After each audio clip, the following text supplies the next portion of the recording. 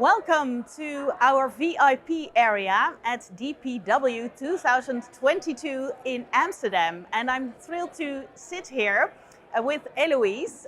Elouise from Kearney. Welcome to this special area. Thank you. I'm very happy to be here. Yes, and you're actually in between two presentations, so we grabbed you from the stage to sit here and talk about your two books, actually. Yes. Yes. So, but let's first start about your company, because you're working at Kearney. So, how is Kearney related to digital procurement? So Kearney is a global management consulting firm, and we are really strong in procurement. We like to say we invented it back in the late 80s, early 90s. We own a lot of patents on strategic sourcing and other relevant materials. Fast forward to 2016, 2017, I started to sense a trend and change in the industry around digital procurement, and I staked a very early claim about how the future of procurement would change around digital. And I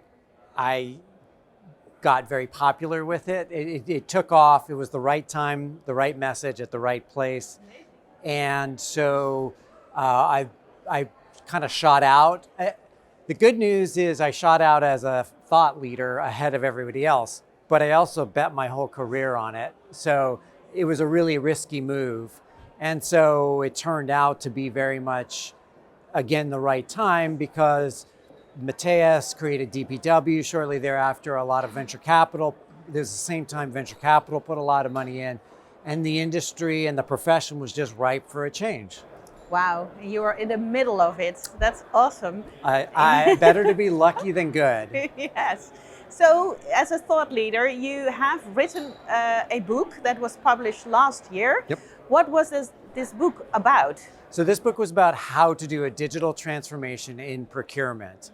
And I spent the first part of the book talking about our failures and sort of excising the failures and saying, okay, fine. And then, so we get that out of the way. And then we talk about what's this future vision? How do we do this? And then I talk about the business case and really get into what's the value of doing this.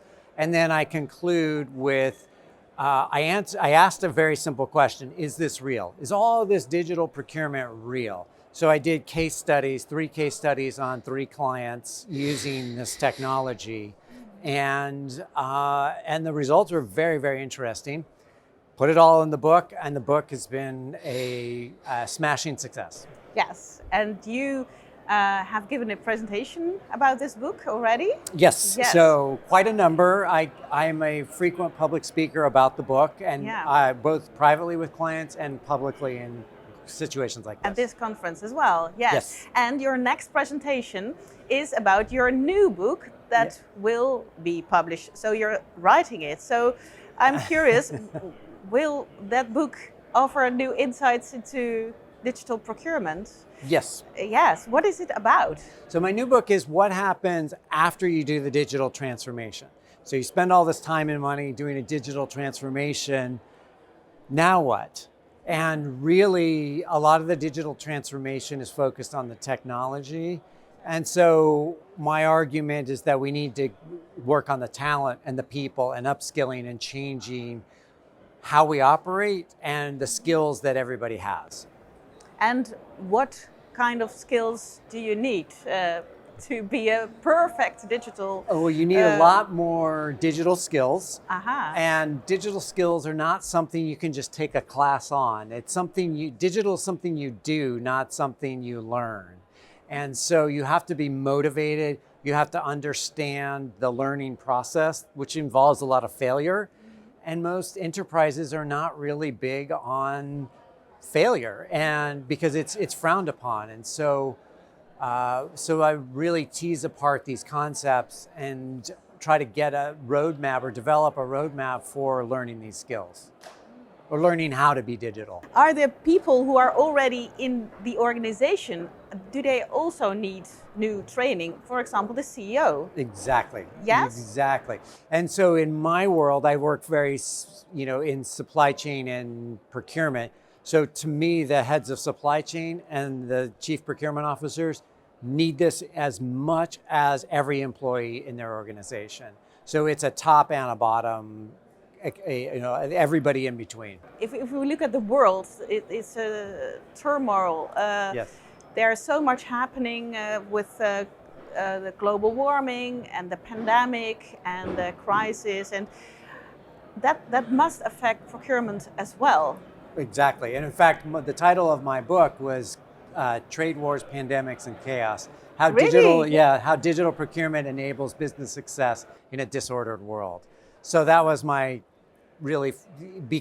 so I was answering that question in the book, like how do we deal with, because the trade wars really sparked this for me because everybody was unprepared, or at least in the US, was unprepared for all the chaos with the tariffs Exactly. and How then the can you pandemic. prepare? Yeah. Yeah. So Yeah, but I can imagine that procurement needs to be more agile as well. exactly a point in my book. Oh, because right. I didn't read it. exactly. I'm sorry. Yeah. No. Well, no. It's all. But yeah, you have to be more agile, and you Yeah. have to really do you have to do agile for procurement, not agile for agile's sake. Do you have more case studies? I can imagine you will meet a lot of new people here at this conference to help with your book. Yeah, so my new book has new case studies. In fact, I'm over here in Europe. Next week, I'm going to interview a client, and so I can build their case study. And there's just a lot of case studies to be written.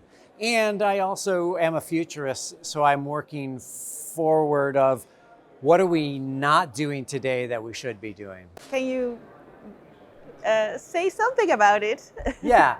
So in my first book, I really took everything we knew about source to pay and this idea of a closed loop system, and I blew that up. I said, that's not going to work in a chaotic world. Like, we have to redo that.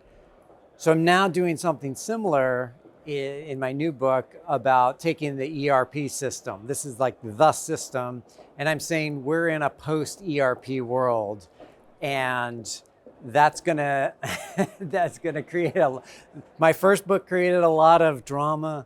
This idea will be much bigger than me because it'll take decades for us to get beyond ERPs, but that's what we have to do to run tomorrow's business.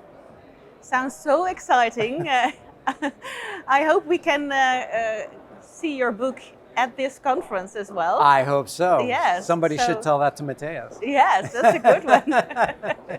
So I wish you a good conference and good luck with your next presentation. Thank you. I really appreciate it.